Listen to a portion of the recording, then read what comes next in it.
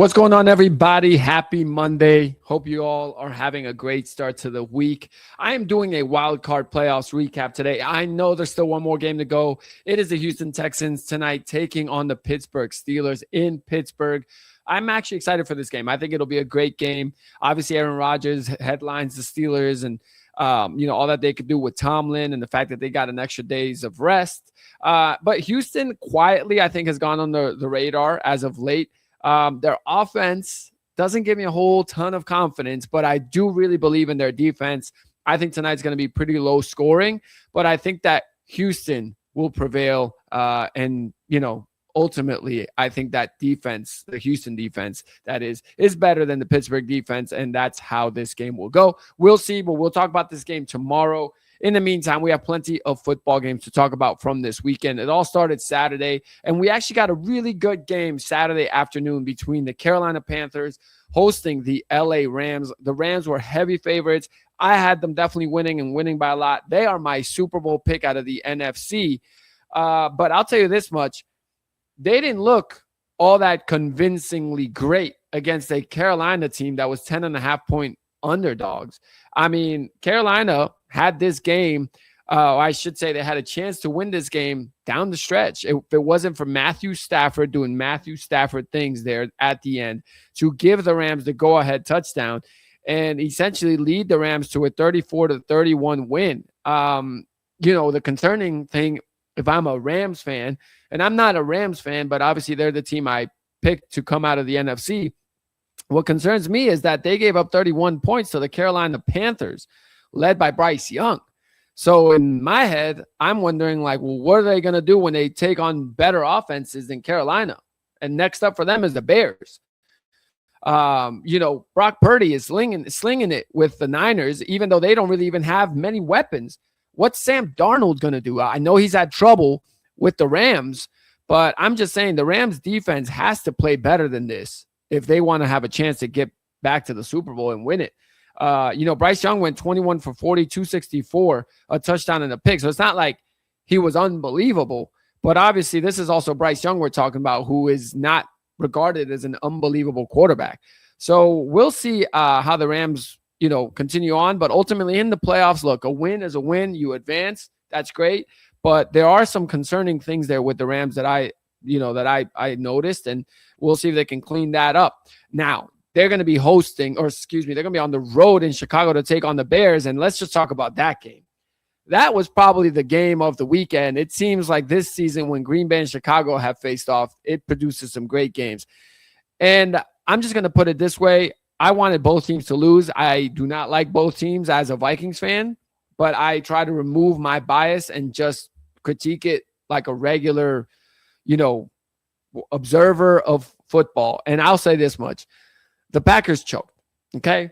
The Packers, and I mean, it gives me joy to say that, but in reality, they choked. I mean, Green Bay in that first half had this game. I mean, they were up 21-3 at halftime. They were up 21-6 entering the fourth quarter. And the Bears put up 25 points in the fourth quarter. Embarrassing loss for Green Bay. A couple things to talk about here with this game. And I mean, what comes up after the game. And what comes up after the game, we'll just start there, is that, there's rumors about Matt LaFleur not sticking around. I'll say this much. I think Matt LaFleur is a really good head coach. So I think if the Packers move on from Matt LaFleur, that would be a mistake. But I also think Matt LaFleur blew this game. Multiple instances down the stretch where they just needed to milk the clock. I mean, play smart football, carry the ball and contain and maintain possessions. And instead, they just were, I don't know what they were doing. I mean, they got in the red zone there at the end, and they had Jordan Love throw 2 straight end zone balls while up 3 with less than 4 minutes to go. This is 4-minute offense, right? You're trying to milk clock and get first downs. And after Jordan Love threw a first down to Matthew Golden that put them at the Chicago 21-yard line, all right? So this is with 3:15 left to go in the game. They ran to the left with Josh Jacobs for no gain. So now it's second down. Chicago burned their second time out at that point. Now just run it again. There's 3 minutes left. Make Chicago burn their last timeout. No, they took an end zone shot to Luke Musgrave.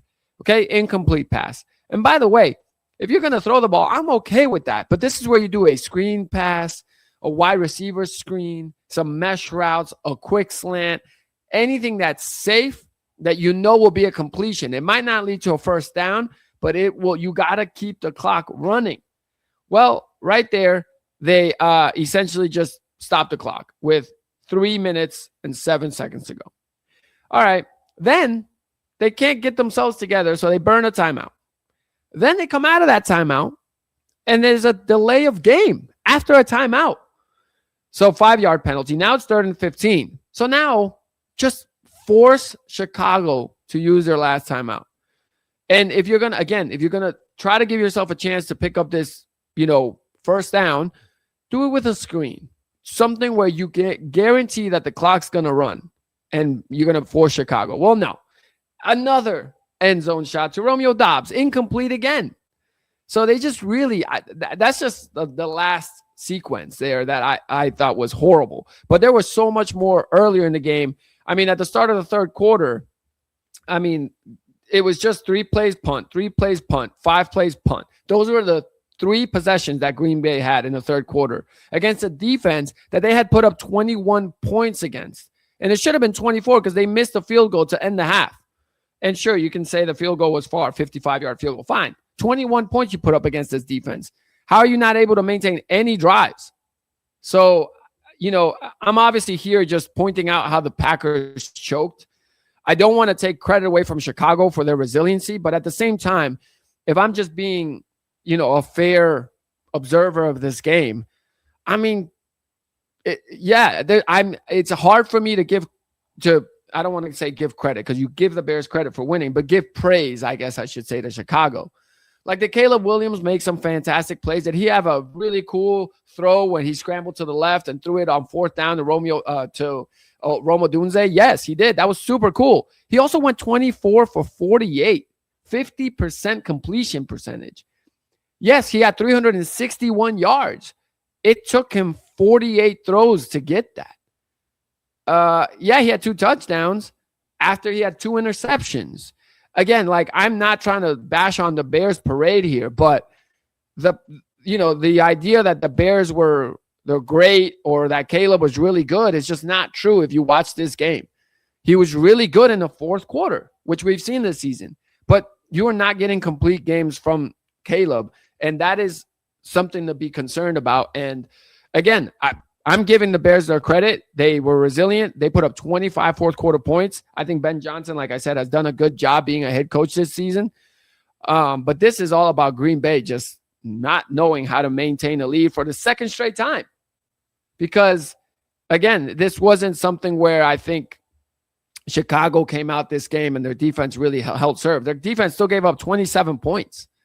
That's not good defense. It's just really bad choking by the Packers, but it is what it is. All right, next game, we'll move on to the next game that started off our Sunday, which Sunday was full of great games as well. So Bills, Jags was the first one. Josh Allen, that's all you got to say for this game. Josh Allen went 28 for 35, 273, 1 touchdown. And the way he played quarterback in this game was, hey guys, I'm going to carry us and we're not losing. And he got banged up, but he just time and time again made throws and decisions, and he just played really good ball. Trevor Lawrence played all right, but he went 18 for 30, 207, 3 touchdowns, 2 picks. The second pick that at the end with a chance to try to tie it really was a great defensive play. It is Trevor Lawrence's fault. Ultimately, the ball came out of his hands, but that's where you give credit where credit is due. And that's that. Trevor Lawrence, again, he just, he was close, but not there. And ultimately the Bills showed, that they can win, dirty, I guess, because this game was not very pretty from an offensive, perspective. James Cook didn't have a big game. He only rushed for 46 yards. That's because the Jaguars rush defense is really good. and they just had to stay in it, and their defense held enough. I don't think the Buffalo defense is that great, and I still think Buffalo will run into some trouble if they end up playing against Houston or Denver. But, it's a good season for the Jaguars. They overachieved, and you got a good coach now with Liam Cohen there. It works with Trevor Lawrence, just like it works with Ben Johnson and Caleb Williams, but there's still something missing there from Trevor Lawrence. Just like I think there's still something missing there with Caleb Williams.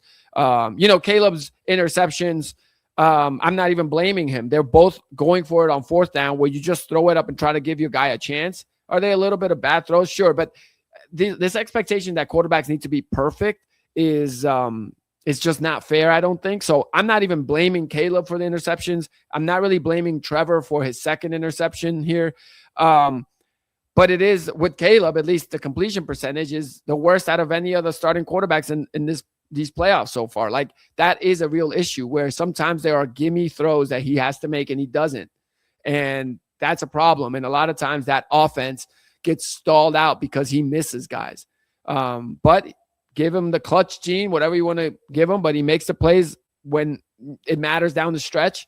But again, I think if you throw 48 passes, you're going to have some good throws in there. Just like you're going to have some bad throws, but they can't be equal. You need to have more good throws than bad ones. And I think Caleb right now is even with his good to bad throws, but we forget about the bad throws because the good throws are highlights. And with Trevor Lawrence, I kind of feel the same way. And, his completion percentage is better, but there are throws that are left out there on the field that he just doesn't make. And the guys like Josh Allen do make them. And that's why he's 28 for 35 in this game.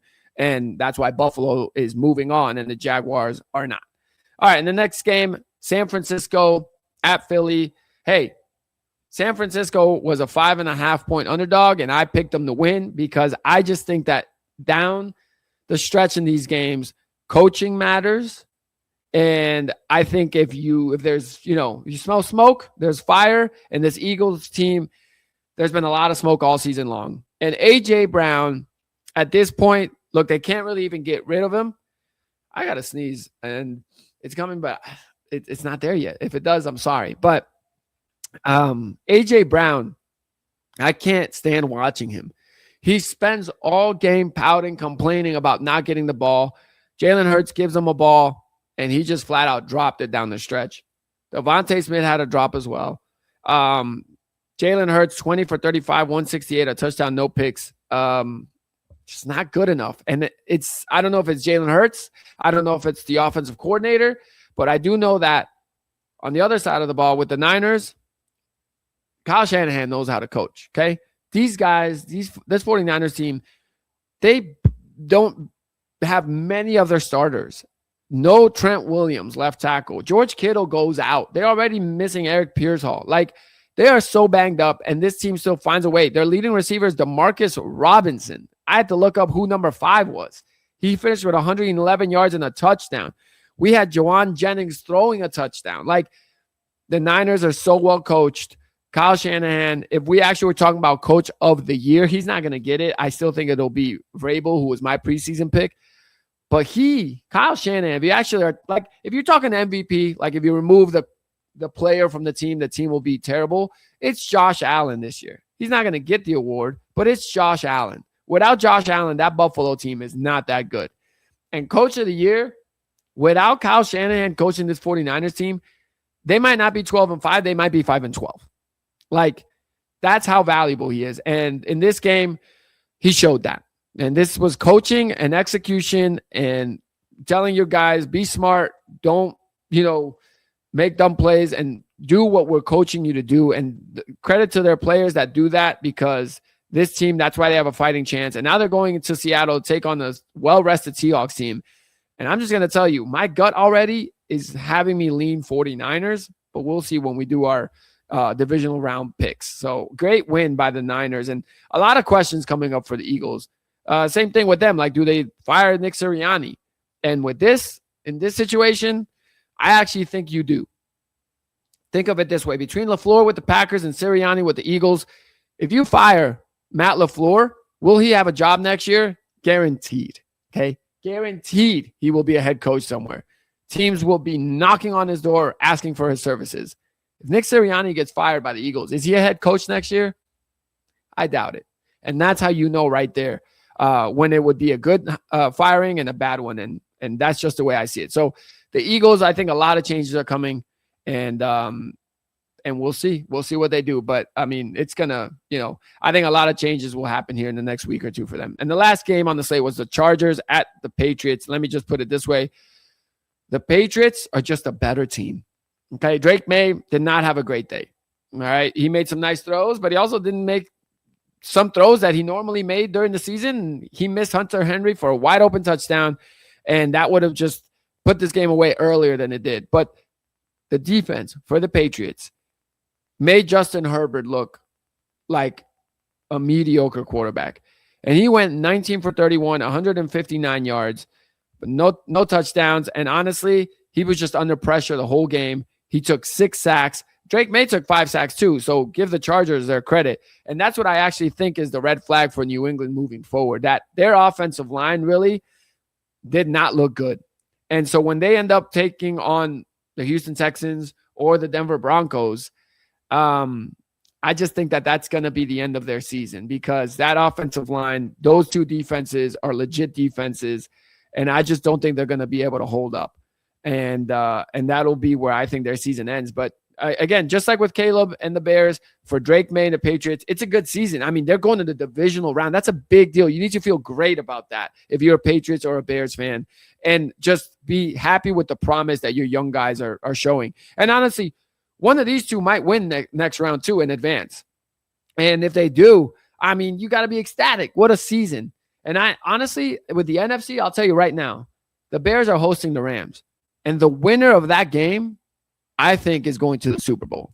I picked the Rams at the start of the playoffs to be my Super Bowl team out of the NFC, so I'm picking the Rams here. But if the Bears can find a way, any way, and even if it's the Rams choking now, who cares? A win's a win, and it's the playoffs. If there's any way, it could be a fluke fumble. The ball could slip out of Matthew Stafford's hand in a clean pocket. You take whatever you can get.